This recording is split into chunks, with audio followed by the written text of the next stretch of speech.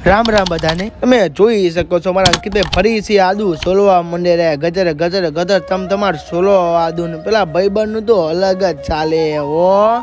તમે જોઈ શકો છો આ છે સોસાયટી નો ખતરનાક એટલે મસ્તી ખોર છોકરો. ચલો આને એકન બોલાવીએ. હેલો એનો મસ્તી કરીએ તો.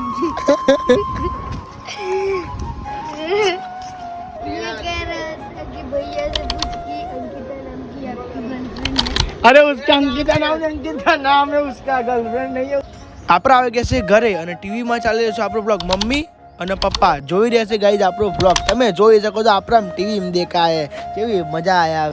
આપણા નીકળી ગયા છે જોગિંગ કરવા હું અને આપણા અંકિતભાઈ. તમે જોઈ શકો છો મેં માસ્ક પહેર્યા છે. માસ્ક કેમ પહેર્યા છે?